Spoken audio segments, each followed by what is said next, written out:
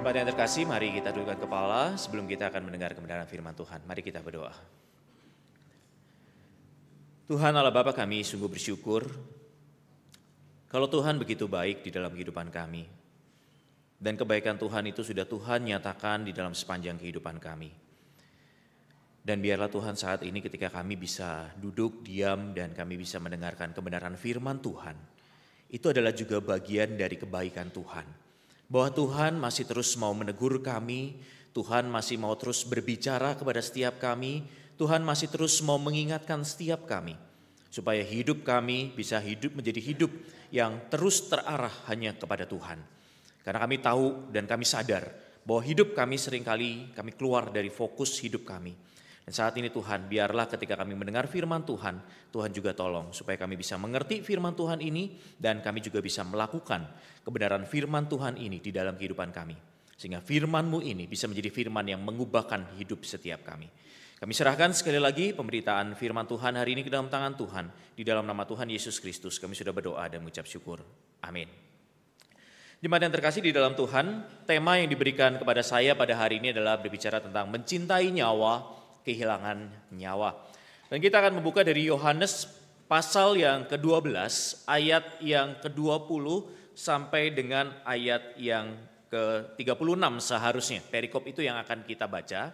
Tetapi saya hanya akan membacakan dari ayat 20 sampai dengan ayat yang ke-28 saja. Gitu ya, kita hanya akan berfokus sampai di ayat yang ke-28. Oke, jika jemaat sudah menemukan Yohanes pasal yang ke-12 ayat yang ke-20 sampai dengan ke-28, saya akan membacakan bagian firman Tuhan ini untuk setiap kita. Di antara mereka yang berangkat untuk beribadah pada hari raya itu, terdapat beberapa orang Yunani. Orang-orang itu pergi kepada Filipus yang berasal dari Betsaida di Galilea. Lalu berkata kepadanya, "Tuan, kami ingin bertemu dengan Yesus." Filipus pergi memberitahukannya kepada Andreas. Andreas dan Filipus menyampaikannya pula kepada Yesus. Tetapi Yesus menjawab mereka, katanya, "Telah tiba saatnya anak manusia dimuliakan. Aku berkata kepadamu, sesungguhnya jikalau biji gandum tidak jatuh ke dalam tanah dan mati, ia tetap satu biji saja. Tetapi jika ia mati, ia akan menghasilkan banyak buah. Barang siapa mencintai nyawanya, ia akan kehilangan nyawanya. Tetapi barang siapa tidak mencintai nyawanya di dunia ini, ia akan memeliharanya untuk hidup yang kekal. Barang siapa melayani aku, ia harus mengikut aku, dan di mana aku berada, di situ pun pelayanku akan berada. Barang siapa melayani aku, ia akan dihormati Bapa. Sekarang jiwaku terharu dan apakah yang akan kukatakan? Bapa, selamatkanlah aku dari saat ini? Tidak, sebab untuk itulah aku datang ke dalam saat ini. Bapa, muliakanlah namamu. Maka terdengarlah suara dari surga, aku telah memuliakannya dan aku akan memuliakannya lagi. Jemaat yang terkasih di dalam Tuhan Yesus Kristus, ada seekor binatang, gitu ya, spesies binatang yang disebut sebagai bebek kayu, gitu ya. Bebek kayu ini adalah salah satu spesies bebek yang hidup di Amerika Selatan dan di sekitar Kanada di bagian selatan, gitu ya. Nah, kenapa dinamakan bebek kayu? Waktu saya cari tahu kenapa dinamakan bebek kayu, katanya begitu ya, katanya salah satunya karena jenis bebek ini yang sering digunakan jadi dipahat di kayu-kayu, bentuknya jadi kayak sering lihat ya kalau bebek-bebekan yang dibentuk itu kan pahatannya seperti itu gitu. Sorry, ini kok kelewatan. Oke. Ya, jadi bentuknya seperti ini biasanya begitu ya. Tetapi ternyata bukan itu. Kenapa ya? Karena bebek kayu ini sebetulnya adalah karena kenapa disebut bebek kayu? Karena bebek ini memiliki sarang, dia akan memilih sarang untuk menetaskan telur.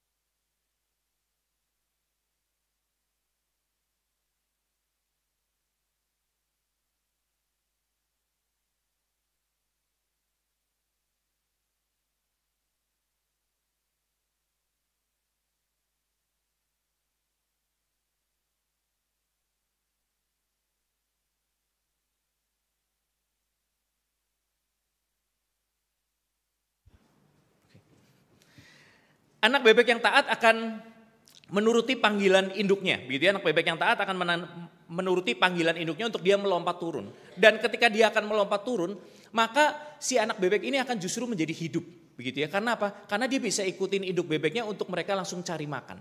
Karena mereka nggak akan kembali lagi ke sarang untuk menetaskan telur tadi. Nah, tetapi anak bebek yang tidak taat, mereka akan mengalami kematian di sarang tersebut. Karena akan ditinggalin sama induk bebeknya dan anak-anak bebek yang sudah turun itu. Mereka akan tinggal pergi dan mereka nggak akan kembali lagi ke sarang untuk menetaskan telur itu. Nah, Bapak Ibu yang terkasih di dalam Tuhan, apa yang terjadi di dalam kehidupan anak bebek kayu tadi memang terlihat agak sedikit kejam buat kita.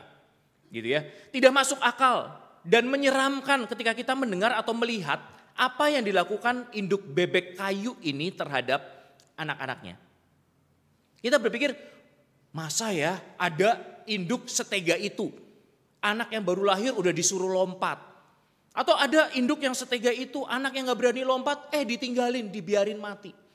Tetapi itu fakta yang terjadi di dalam kehidupan para bebek ini. Nah, Bapak Ibu yang terkasih di dalam Tuhan, dan kadang inilah yang juga terjadi di dalam kehidupan kita sebagai orang percaya. Bahwa kita kadang melihat ada perintah Allah yang sulit untuk dilakukan. Sehingga kita menjadi sulit untuk mentaatinya. Karena kita selalu berpikir nggak masuk akal, sulit, mustahil untuk dilakukan. Sehingga kita memilih untuk tidak mentaatinya.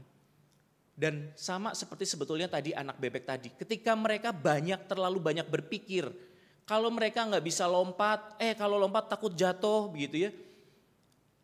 Mereka akan mengalami justru kematian. Tetapi kalau mereka taat dan nurut sama perintah induknya, mereka lompat, mereka justru akan hidup. Karena apa? Sebetulnya si induk itu tahu, induk bebek ini tahu bahwa setiap anak-anak bebek, bahkan yang baru lahir sekalipun, ketika mereka melompat, mereka tidak akan terluka. Karena mereka punya kemampuan, si anak bebek ini, nanti Bapak Ibu boleh cari, begitu saya nggak sempat cari videonya. Jadi memang bebek ini katanya waktu masih kecil aja, bebek ini punya kebiasaannya kalau lagi di darat mereka senangnya lompat-lompat gitu ya. Jadi mungkin ada pernya di dalam tubuhnya gitu ya. Jadi waktu lompat seharusnya aman begitu aja buat anak bebek ini. Tetapi ketika anak bebek yang memilih untuk, aduh ini kok baru lahir udah disuruh lompat, justru dia akan mengalami kematian. Dan sama seperti kehidupan kita sebagai orang percaya sebetulnya. Ketika kita banyak melihat perintah Allah begitu sulit untuk dilakukan, lalu kita banyak berpikir, dan itu akan membuat kita sulit mentaati itu, dan justru ketika kita tidak taat terhadap perintah Tuhan itu yang akan membawa kita kepada kematian. Nah, salah satunya adalah ketika kita bicara tentang ayat 25 ini Bapak Ibu. Di dalam ayat 25 ini Yesus berkata begini, barang siapa mencintai nyawanya, ia akan kehilangan nyawanya. Tetapi barang siapa tidak mencintai nyawanya di dunia ini, ia akan memeliharanya untuk hidup yang kekal. Bapak Ibu yang terkasih di dalam Tuhan, ayat 25 ini ada di dalam konteks ketika Yesus sedang berbicara tentang apa yang sebentar lagi akan dialami oleh Yesus. Dan Yesus juga menjelaskan tentang apa yang menjadi tujuan dari Yesus untuk datang ke dalam dunia ini. Kalau kita melihat di dalam ayat yang ke-24, di situ dengan jelas sekali Yesus mengatakan begini, sesungguhnya jikalau biji gandum tidak jatuh ke dalam tanah dan mati, ia tetap satu biji saja. Tetapi jika ia mati, ia akan menghasilkan banyak buah.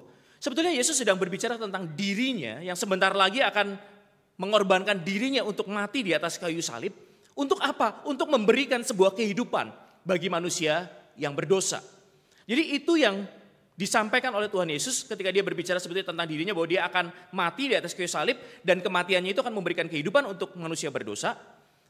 Dan barulah di ayat yang ke-25 Yesus menyampaikan ayat yang berkata demikian tadi, bahwa barang siapa mencintai nyawanya ia akan kehilangan nyawanya, tetapi barang siapa tidak mencintai nyawanya di dunia ini ia akan memeliharanya untuk hidup yang kekal.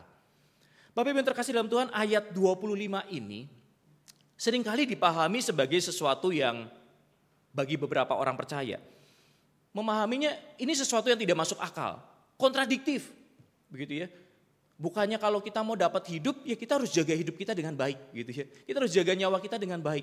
Tapi kok ini Tuhan Yesus mengatakan justru kalau kamu justru menjaga nyawamu, begitu ya, kamu akan kehilangan nyawamu, begitu ya. Kita nggak bisa memahaminya dengan baik. Nah, kita harus memahami ayat 25 ini, begitu ya, dari ayat 24. begitu ya, dari bagian ayat yang ke-24. Sehingga ketika kita melihat ayat 24 pun begitu ya, kita bisa melihat apa yang Yesus sampaikan, melihat kepada perumpamaan tentang sebuah biji, begitu ya. Kalau kita lihat ayat 24 itu kan bicara tentang kematian Yesus itu yang memberikan kehidupan, adalah bicara tentang sebuah biji, begitu ya. Berbicara tentang tujuan dari sebuah biji. Jadi kalau biji itu, begitu ya, ketika biji itu tidak ditanam di dalam tanah, maka biji itu tidak akan berbuah. Kalau biji itu tidak mati dulu, maka biji itu tidak akan menghasilkan sebuah kehidupan. Dan sama sebetulnya ini adalah berbicara tentang kehidupan kita sebagai orang percaya.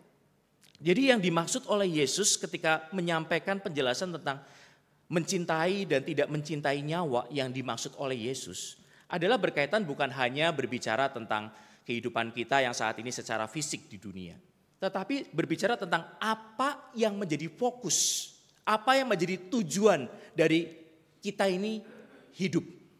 Jadi bukan hanya sekedar hidup. Biji itu kalau tadi tidak ditanam, dia masih dikatakan hidup, begitu ya. Tetapi dia harus mati untuk dia bisa memberikan sebuah kehidupan yang lebih lagi luar biasa. Karena kalau biji tetap jadi biji, ya betul dia bisa hidup, begitu ya.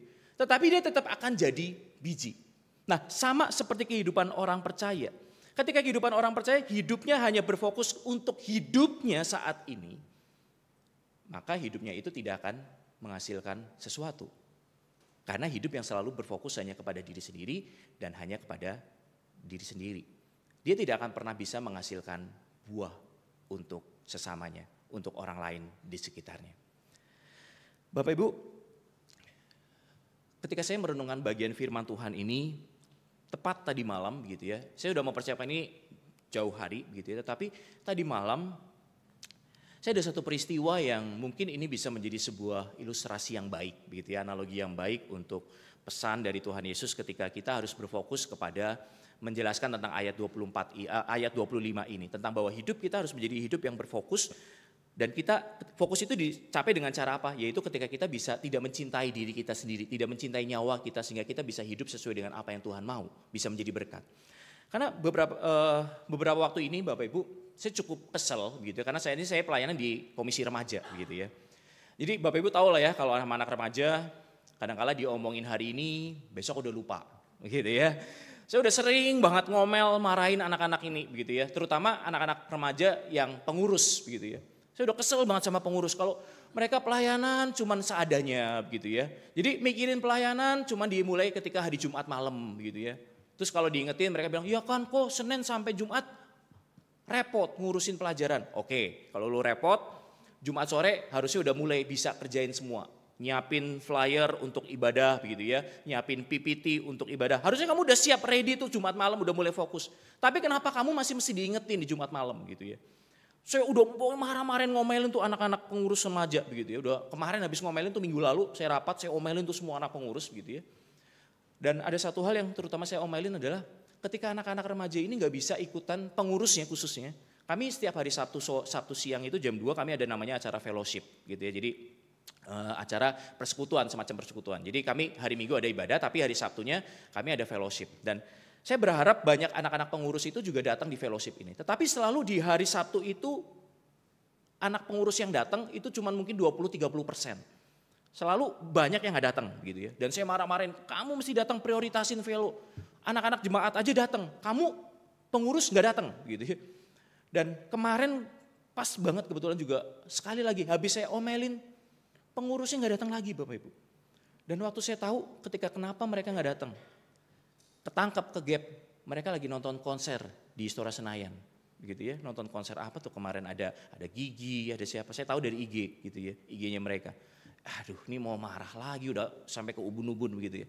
Udah diingetin kemarin, ngelakuin lagi begitu ya. Maksudnya lu mesti prioritasin dong acara velo begitu ya. Dan akhirnya tapi waktu mau marah saya merenungkan satu hal ketika terkait dengan bagian firman Tuhan ini. Saya berpikir kenapa kehidupan pelayanan kita ini masih sulit untuk maksimal. Kenapa kehidupan pelayanan anak-anak remaja ini pengurus ini masih kurang maksimal. Ternyata karena mereka masih mencintai dunia. Gitu ya, masih mencintai diri mereka sendiri. Saya melihat begini, saya bilang sama istri saya, kalau kita perhatiin pengurus-pengurus ini, kalau yang anaknya tuh pendiam, yang gak gaul, yang gak banyak maunya, yang gak banyak suka ini, suka itu, mereka lebih sungguh-sungguh waktu pelayanan. Mereka bisa hadir di setiap waktu. Karena apa? Opsi mereka, prioritas mereka gak banyak dalam hidup. Karena mereka anak pendiam, gak punya banyak teman, gak punya banyak circle. Jadi, oh iya Sabtu, oh iya gue gak punya acara, datang ke Velo. Tapi kalau anak yang gaul, anak yang masih punya kesibukan ini, itu, anak yang pintar, yang circle-nya banyak, ntar bisa aja setiap Sabtu ditanyain, oh iya nonton konser gitu ya. Yang lalu ada Bruno Mars tuh, nonton konser Bruno Mars gitu ya. Ini kemarin ada konser lagi, nonton lagi. Terus lagi ada bilang, oh diajakin circle yang itu teman sekolah kok, main Pandora. Jadi circle-nya banyak banget prioritas untuk, tadi Senin sampai Jumat prioritas untuk sekolah. Seharusnya Sabtu sampai Minggu untuk Tuhan. Tapi mereka masih banyak prioritas-prioritas lain. Karena mereka masih mencintai Tuhan. Akhirnya saya berpikir, iya ya betul ya. Seperti firman Tuhan hari ini ngingetin hal itu. Jadi mungkin kita bisa mengevaluasi kehidupan kita begitu ya. Ketika kita sulit memprioritaskan kehidupan bahkan untuk beribadah kepada Tuhan. Karena mungkin banyak prioritas-prioritas lain yang kita pikir lebih penting daripada kita beribadah. Ada prioritas-prioritas lain yang kita pikir lebih penting untuk kita kerjakan daripada kita pelayanan. Dan ini yang firman Tuhan sebetulnya sedang ingatkan. Sebenarnya apa yang berbicara tentang mencintai dan tidak mencintai tentu saja bukan bicara kita menyia-nyiakan hidup kita ketika kita mengatakan tidak mencintai hidup. Tapi Yesus sedang berbicara tentang perbedaan antara kosmos, dunia ini dengan Zoe, tentang kehidupan yang sejati. Kehidupan yang Tuhan janjikan yang berikan kepada kita. Sehingga ketika kita bisa melupakan dunia ini, kosmos ini, kita tidak mencintai kosmos ini, tapi kita lebih mencintai Zoe, kehidupan yang sejati yang Tuhan berikan, Tuhan Yesus janjikan buat kita. Maka kehidupan kita menjadi hidup yang sebetulnya bisa berbuah. Seperti yang Tuhan Yesus sudah teladankan. Nah Bapak Ibu yang terkasih dalam Tuhan, firman Tuhan hari ini saya mau ingin soroti tentang berbicara sebetulnya satu message yang utama sebetulnya dari firman Tuhan di perikop ini ayat 20 sampai dengan ayat 36. Sebetulnya adalah berbicara tentang sebuah pesan ketaatan. Pesan ketaatan, pesan untuk kita tunduk menjalankan sebuah perintah dari Tuhan yang mungkin kita pikir itu sulit. Yang saya yakin ayat 25 bukan suatu ayat yang sulit untuk kita pahami dengan baik dan benar. Saya sudah menjelaskan tadi. Tetapi ada menjadi sebuah kesulitan untuk kita mentaatinya, untuk kita mengerjakan perintah itu. Dan saat ini satu bagian yang ingin saya sampaikan kepada kita adalah berbicara tentang pesan ketaatan ini. Bapak Ibu, perintah yang seperti saya katakan tadi, perintah Yesus di ayat 25 ini bukanlah sebuah pesan yang sulit. Yang dibutuhkan hanyalah sebuah ketaatan. Dan dari perikop ini kita akan belajar tentang ketaatan yang diteladankan oleh Yesus. Kalau kita melihat di dalam ayat yang ke-27 Bapak Ibu, ayat yang ke-27 sebetulnya Yesus juga bergumul, begitu ya, bergumul ketika dia harus mengerjakan apa yang menjadi perintah Bapaknya. Ketika dia harus mengerjakan apa yang menjadi misi atau tugas dari Bapaknya. Karena kenapa saya berani mengatakan begitu? Karena di ayat yang ke-27 Yesus mengatakan begini, sekarang jiwaku terharu dan apakah yang kukatakan? Jadi ketika Yesus tahu nih begitu ya bahwa dia harus mati tadi seperti biji yang harus mati begitu ya untuk bisa memberikan kehidupan. Yesus tahu bahwa dia harus mati nih. Dia merasa terharu. Terharu ini artinya adalah berbicara tentang satu kedukaan yang mendalam. Sebetulnya dia tuh sulit untuk melakukan itu. Yesus berkata, saya punya pilihan nih. Pilihan pertama adalah Bapa selamatkanlah aku dari saat ini. Tetapi Yesus dengan jelas mengatakan itu pilihan pertama. Tetapi Yesus memilih yang kedua. Begitu ya, memilih yang kedua yaitu apa? Untuk dia taat. Dia mengatakan begini, tidak. Sebab untuk itulah aku datang ke dalam saat ini. Jadi kalimat dari Tuhan Yesus ini adalah menunjukkan satu pergumulan. Begitu ya, satu pergumulan. Ketika Yesus tahu ada sebuah perintah yang sulit sekali untuk dilakukan. Karena dia harus mati di atas kayu salib. Dan kematian ini bukan suatu kematian yang mudah untuk Tuhan Yesus. Karena Tuhan Yesus tahu kematian di atas kayu salib ini kematian yang begitu mengerikan. Kematian yang perlahan. Tetapi Yesus ketika mengatakan, saya ini punya opsi. Begitu ya, untuk minta tolong, Bapak cari dong cara yang lain. Tidak melalui saya harus mati di atas kayu salib. Tetapi Yesus dengan tegas mengatakan, tidak. Sebab untuk itulah aku datang ke dalam saat ini. Dan dari ucapan Yesus di ayat ke-27 ini, kita belajar dua hal Bapak Ibu. Belajar dua hal tentang ketaatan yang diteladankan atau yang ditunjukkan oleh Tuhan Yesus kepada setiap kita atau kepada setiap pembaca dari Injil Yohanes ini. Yang pertama adalah berbicara tentang ketaatan adalah sebuah kerelaan untuk tunduk. Bapak-Ibu yang terkasih, ada sebuah kisah tentang 3 orang tentara begitu ya dengan 1 orang jenderal pemimpin dari tentara ini. Mereka sedang berperang begitu ya, di medan perang, dan ketika ada di medan perang itu si jenderal ini melihat gitu ya, di kejauhan itu ada seorang sniper. Sniper itu penembak tepat gitu ya, dari jauh bisa nembak tepat gitu ya. Karena dia tahu si jenderal ini, segera dia mengatakan tiarap gitu ya. Jadi waktu mereka lagi jalan begitu, lagi perang gitu ya, terus si jenderal ini begitu lihat, di kejauhan ada sniper nih gitu ya. Dia tahu ada kilatan cahaya sniper gitu ya dengan kekerannya itu gitu ya, dengan itunya. Dia mengatakan, "Ayo semua tiarap" gitu ya. Dari 3 tentara itu 2 tentara langsung tiarap, Bapak Ibu. Langsung cut gitu ya, tidur gitu. Tapi ada 1 tentara waktu dengar kata tiarap, dia tengok kanan, tengok kiri dulu. Aman kok gitu ya. Dia berpikir aman kok, nggak ada apa-apa begitu ya. Terus dia liatin jenderalnya, kenapa gitu ya. Dan waktu dia lagi tengok-tengok, dia ketembak jeder, kepalanya mati gitu ya, nggak ada cerita. Ini aja sebuah ilustrasi aja Bapak Ibu. Nah, tetapi dari kisah ini Bapak Ibu, tentara yang mencari tahu dulu gitu ya, dan tidak segera mentaati perintah dari jenderalnya itu, akhirnya dia mati ketembak gitu ya. Tetapi 2 tentara yang segera taat dengan perintah jenderalnya, dia selamat dari kematian. Bapak Ibu, dari ilustrasi ini saya ingin menunjukkan begini. Ketaatan di satu sisi menjadi hal yang tidak mudah. Ketaatannya menjadi hal yang tidak mudah. Karena apa? Karena manusia punya kecenderungan untuk melihat hanya dari sudut pandangnya sendiri. Karena si 3 tentara ini tentu saja tadi tidak lihat ada satu bahaya yang mengancam hidupnya. Sehingga ketika si jenderal ini mengatakan tiarap, ada satu yang berpikir, tiarap, kenapa tiarap? Begitu ya. Dia tidak segera mengeksekusi perintah itu. Sama seperti kehidupan kita. Ketika ada perintah yang Tuhan Yesus berikan kepada kita, kita lebih banyak lihat dari POV-nya kita, point of view-nya kita. Kita berpikir, aduh ini perintah mah mustahil untuk dilakukan, gitu ya, nggak masuk akal. Ini perintah ini mah cuma berlaku waktu zaman Tuhan Yesus. Ini kan udah zaman modern, wah nggak berlaku deh, gitu ya. Nah jadi Bapak Ibu yang terkasih di dalam Tuhan, ini yang terjadi di dalam kehidupan kita sebagai orang percaya. Nah termasuk ketika mungkin kita membaca di ayat yang ke-24 itu tadi. Ketika Yesus mengatakan untuk bisa menjadi berkat, maka Yesus harus mati. Sama seperti kita orang percaya, untuk kita bisa menjadi berkat, kita harus mati terhadap diri kita sendiri. Kita berpikir ini gak masuk akal. Jadi kita melihat seperti ada sebuah paradoks. Paradoks antara kemuliaan dengan kematian. Kita berpikir kalau namanya dimuliakan, kan Yesus mengatakan di ayat yang ke-23, Yesus mengatakan telah tiba saatnya anak manusia dimuliakan.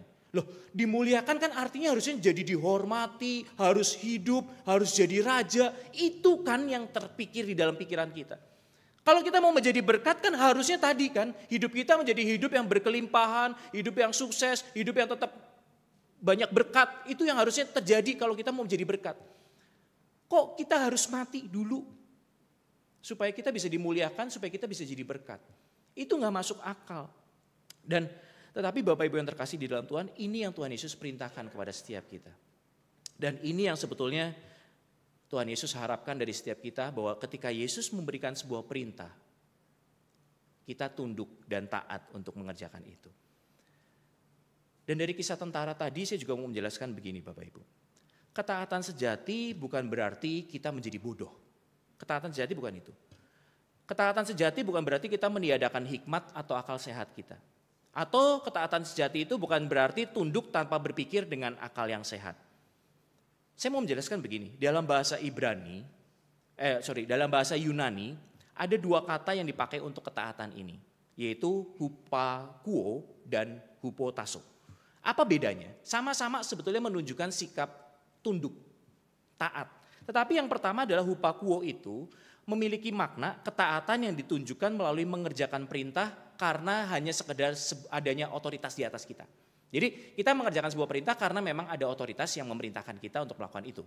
Sehingga kita mau tidak mau melakukan itu. Dan hupakuo ini biasanya misal orang tua kepada anak, misal Bapak Ibu baca Efesus begitu ya, supaya anak taat kepada kedua orang tua pakai hupakuo ini begitu ya. Atau ketika bawahan kepada atasan supaya taat itu pakai hupakuo. Karena bicara tentang sebuah adanya jenjang begitu ya, adanya tingkat begitu. Nah, tetapi yang diharapkan dari Tuhan Yesus kepada para pengikutnya adalah kita punya sikap taat yang hupotasso. Hupotasso ini apa? Hupotasso ini artinya memiliki ketaatan yang ditunjukkan dengan kerelaan untuk tunduk secara sukarela di bawah seseorang. Jadi beda ya, kalau hupakuo itu tunduk karena ada otoritas, tetapi kalau hupotasso ini adalah kita mau tunduk secara sukarela. Ada atau tidak ada otoritas di dalam hal itu. Nah, jadi ini yang diharapkan oleh Tuhan Yesus atau diharapkan oleh Allah Bapa kepada setiap kita, bahwa kita memiliki ketaatan yang hupotasso ini. Ketundukan yang sukarela di bawah Tuhan. Bukan hanya karena takut kepada otoritas Tuhan, begitu ya. Karena nanti kadang-kadang kita juga tunduk karena kita takut, begitu ya. Konsekuensinya kita dihukum Tuhan, kita dimurkai Tuhan. Bukan itu. Tetapi yang diharapkan adalah kita tunduk karena sebuah kerelaan bahwa kita yakin yang minta Tuhan, maka semua itu adalah demi kebaikan kita.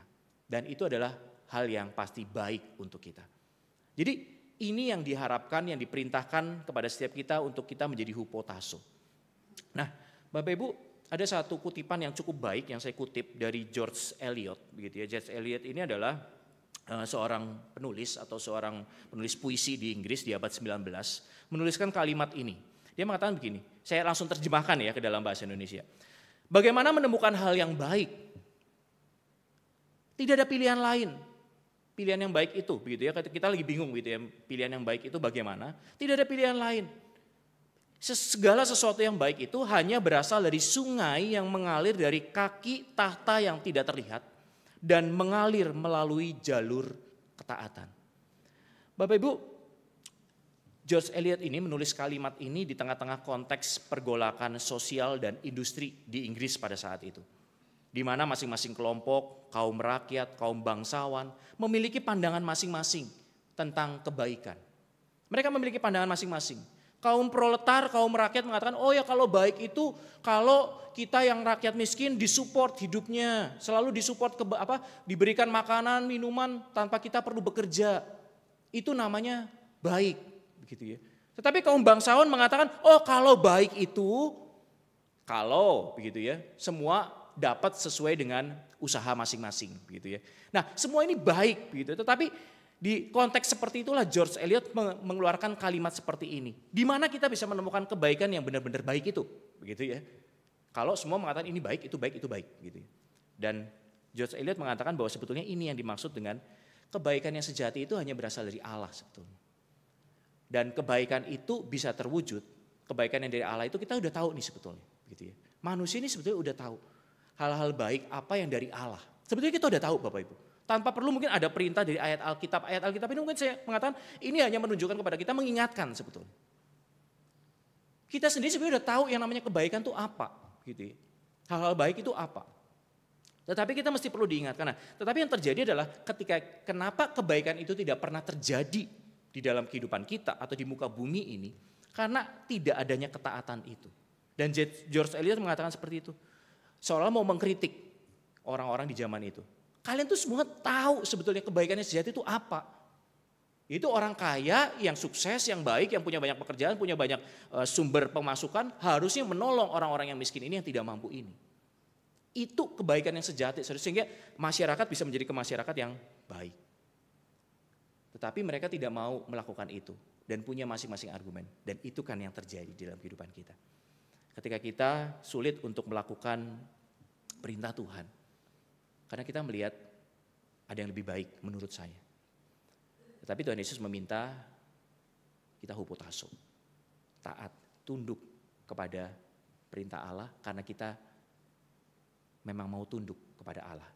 Karena kita tahu perintah-perintah dari Allah itu adalah kebaikan dan kita mau mengerjakan itu. Lalu yang kedua tentang ketaatan ini yang kita pelajarin pada pagi hari ini adalah ketaatan itu adalah bicara tentang relasi. Yang seperti saya katakan tadi, hupotasso adalah kerelaan untuk tunduk karena kemauan kita sendiri. Dan hupotasso ini hanya bisa terjadi ketika ada sebuah relasi yang terjalin dengan baik. Kalau kita melihat tadi di dalam ayat 27, kenapa Yesus ketika punya opsi untuk lari dari kematian itu untuk mati di atas kayu salib, tetapi Yesus bisa mengatakan dengan tegas tidak. Karena untuk itulah aku datang ke dalam saat ini. Karena apa? Karena Yesus tahu. Karena Yesus tahu. Punya relasi yang baik, punya relasi yang dekat dengan Allah Bapanya. Sehingga dia tahu bahwa ini adalah opsi yang tidak bisa ditawar sebetulnya. Kalaupun tadi Yesus memilih opsi yang pertama menawar, pasti jawabannya Tuhan Yesus juga akan tahu. Tapi bukan karena ke pojok itu, bukan ya gitu ya. Tapi karena dia punya relasi yang baik dengan Bapaknya, sehingga dia tahu bahwa inilah pilihan terbaik dari Bapaknya, dia mesti mengerjakan itu. Sehingga dia menjadi hupotaso, taat, tunduk kepada Bapaknya itu. Ketaatan adalah tentang sebuah rasa percaya Bapak Ibu. Ketaatan itu adalah bicara tentang penyerahan diri. Dan sekali lagi yang saya katakan, kita nggak akan bisa menyerahkan diri, kita nggak akan bisa sungguh-sungguh percaya mengerjakan sebuah perintah kalau kita tidak punya relasi yang baik dengan Tuhan. Sehingga yang harus kita lakukan ketika kita bicara kehidupan ketaatan kita terhadap semua perintah Tuhan, ya jawabannya mau tidak mau kita harus sebelum hupotaso itu ya kita hupokuao itu tadi. Kita tunduk dulu mengerjakan karena ada otoritas, karena Allah Bapa kita yang memberikan perintah itu. Kita kerjakan. Dan hupokuao itu akan berubah menjadi hupotaso seharusnya. Itu yang diharapkan. Nah, jadi Bapak yang terkasih dalam Tuhan, relasi itu bisa terjadi ketika kita bisa melihat Allah, Bapa kita, Yesus itu sebagai Tuhan dan Juru Selamat di dalam kehidupan kita. Sehingga ketika kita punya relasi yang baik bersama-sama dengan Tuhan itu, kita tahu bahwa ada otoritas yang kita harus tunduk. Lama-kelamaan kita akan melihat bahwa oh iya betul ketika saya berusaha untuk tunduk mentaati semua perintah Tuhan itu, semua perintah Tuhan itu adalah untuk kebaikan saya. Dan relasi kita akan semakin lebih baik lagi. Sama seperti relasi kita dengan anak gitu ya. Anak kan pertama disuruh taat, tunduk susah. Tapi kalau kita terus paksa dan anak itu juga mau berjuang untuk taat. Lama-kelamaan dia juga si anak ini akan belajar, oh iya betul. Kalau saya tunduk, saya taat, saya selamat gitu ya. Saya akan dapat kebaikan setiap kali ada perintah dari orang tua saya. Sama seperti relasi kita bersama-sama dengan Tuhan. Eric Liddell, Bapak Ibu, mungkin nama ini cukup terkenal gitu ya. Eric Liddell adalah seorang pelari dari, saya lupa dari mana begitu ya. Tapi waktu itu dia sempat mau ikut Olimpiade begitu ya. Dia seorang pelari cepat, sprinter 100 meter begitu ya. Dan pada saat itu event yang harus dia ikuti dari Eric Liddell itu dilaksanakan di hari Minggu, di hari Sabat. Begitu ya. Dan dia adalah seorang Kristen yang sejati yang menghormati hari Sabat. Jadi dia memilih untuk tidak mau berlari di hari itu. Dia udah dibujukin sama orang-orang gitu ya, officialnya oleh pelatihnya. Udahlah nggak apa-apa kan, lu bolos ibadah cuma sekali gitu ya. Lu bolos ibadah cuma sekali kan, eventnya cuma sekali nih gitu ya. Jarang-jarang Olimpiade jatuhnya di hari Minggu misal gitu. Udah ikut aja. Nanti kan Tuhan juga mengerti kok gitu ya. Tapi Eric Liddell tetap kekeh. Dan Eric Liddell mengatakan pernyataan seperti ini. Dia mengatakan, saya langsung terjemahkan juga bahasa Inggris ini. Ketaatan kepada kehendak Tuhan adalah rahasia pengetahuan dan wawasan spiritual. Bukan keinginan untuk mengetahui, tetapi keinginan untuk melaksanakan kehendak Tuhan yang membawa kepastian. Kenapa Eric Liddell bisa berkata demikian? Karena dia punya relasi yang baik dengan Tuhan. Karena dia menghormati Tuhan sebagai otoritas yang terbaik di dalam hidupnya. Dan dia melupakan prioritas-prioritas yang lain. Bahkan dia mengorbankan titel, gelar juaranya. Semua orang bilang katakan, Eric Liddell kalau ikut 100 meter dia pasti juara. Dia pelari tercepat pada saat itu. Dia udah pasti juara gitu. Tapi Eric Liddell mengatakan, saya enggak. Dan yang terjadi apa Bapak Ibu? Eric Liddell memilih untuk tidak berlari, tetap tidak berlari. Tapi dia mengganti eventnya, dia ikut lari 400 meter. Jadi dibayangin, orang udah biasa dilatih untuk lari 100 meter. Tapi saat itu Eric Liddell memilih untuk lari 400 meter. Jadi kan taruhannya adalah tadi dia nggak dapat medali dong. Begitu ya, karena kan habis dari 100 meter beda loh cara larinya. 100 meter kan cepet, dipolin gaspol gitu ya, sampai finish. Tapi ini 400 meter harus jaga stamina dulu, harus jaga pace-nya itu.